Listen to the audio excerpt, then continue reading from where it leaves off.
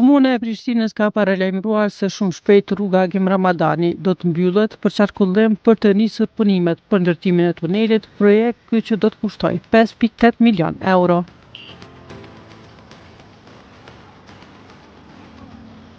Procedurat e këtij projekti janë shtyrë përpara megjithëse komuna nuk ka leje pëlqimi nga Instituti i Kosovës për mbrojtjen e monumenteve për projekte në tërësi. Qershorin e kaluar IKMM kërkohen pa të thënë se ky projekt mund të ndikojë negativisht në asetet e trashëgimisë kulturore.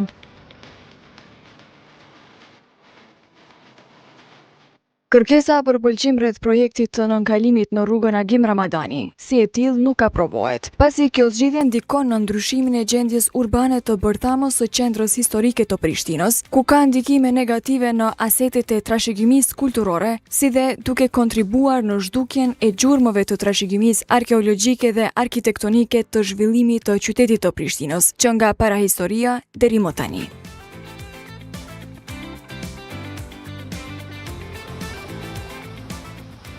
Ky vendimi i IKMM-s vazhdon të mbetet në fuqi.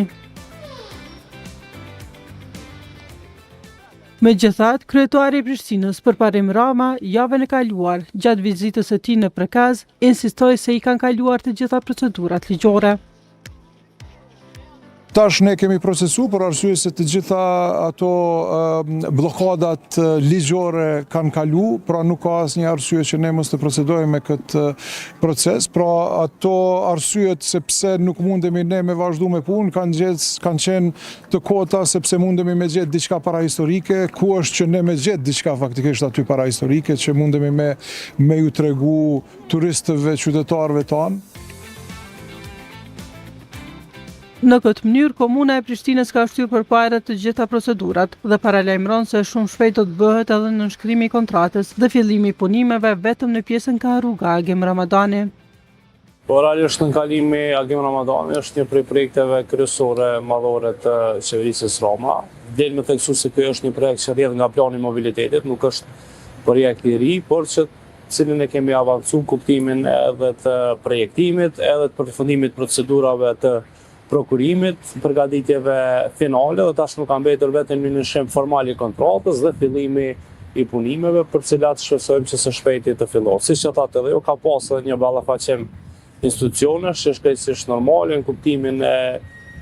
kërkesave ndryshme nga institucioni në fjalë që ketë një ndryshim të projektit, por që ideja është që të fillohet në atë pjesën që jemi gati dhe soj për këtë pjesës tjetër pastaj të koordinuojmë dhe të bashkëpunojmë me institucionet gjetse, sepse fundja jemi duke jetuar në një vend, në një qytet, në një shtet dhe këto pengesat administrative që po i kemi qoftë në raport ministria me komuna apo komuna me ministri janë krejtësisht të paarsyeshme dhe po shpresojmë që të zgjidhet edhe një rrugëzgjidhje sa përket kësaj pjese. Kurse për pjesën tjetër, siç e thash, jemi krejtësisht gati. Projekti ka kushtuar diku rreth 5.8 milion euro, gati 6 milion. Punimet pritet të zgjasin diku 180 ditë, maksimalisht 200 me disa shtesa dhe po shpresojmë që të ketë një zgjidhje për komunikacionin, nga se do të ketë platformë ecëse për mbi, pastaj pjesa në nënkalimit, një qarkullim të pandalshëm të automjeteve dhe mjeteve tjera të komunikacionit. Përderisa punimet do të vazhdojnë në këtë rrugë, zëdhënësi i komunës Donat Lushaku thosë se do të mundohen të zgjidhin problemin për lejen të cilën nuk e kanë. Kjo do të jetë pak problematike, do të ulemi të gjejmë një zgjidhje me ministrinë për të realizuar. Po tashmë ne vetë se i patëm fillu procedurat. Ndoshta do të kishte qenë ullës që ministria të reagonte atëherë që ka kuptuar se ka një procedurë tenderimi dhe të ketë themi një vrejtje për i tyre ose të ngjashme, sepse ne kemi kompletuar krejt dokumentacionin me qindra faqesh dokumentacion dhe pastaj kur i kemi dorëzuar atë kemi marrë një përgjigje një faqe, një vendim me një arsyetim të çelë për të dëshiruar nga ana juridike. Dorso sa i përket asaj që ngritet kjo tash anulimit, është falë që s'mund bëhet sepse ne kemi hyrë në marrëdhënie kontraktuale dhe kjo shkakton dëm komunës, por që po besojmë që gjejmë zgjidhje për pjesën tjetër.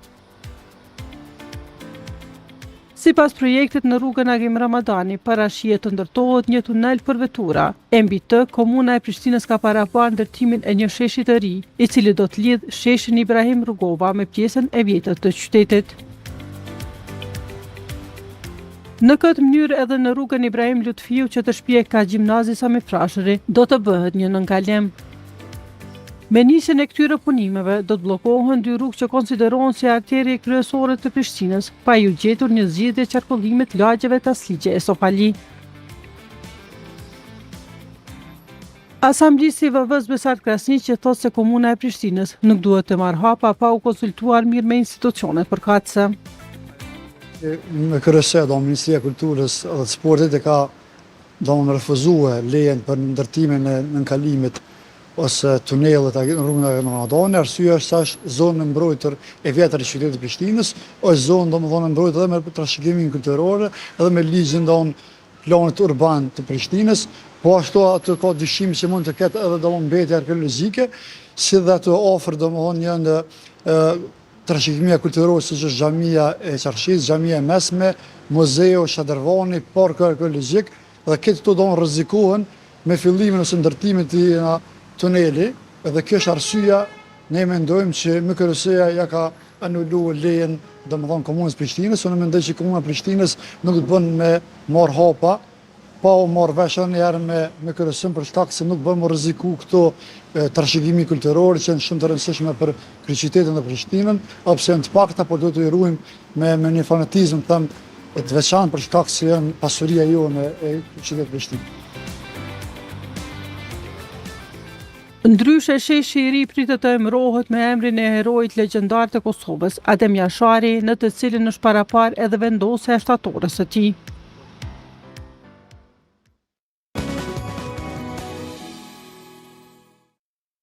E ndoqëm pra material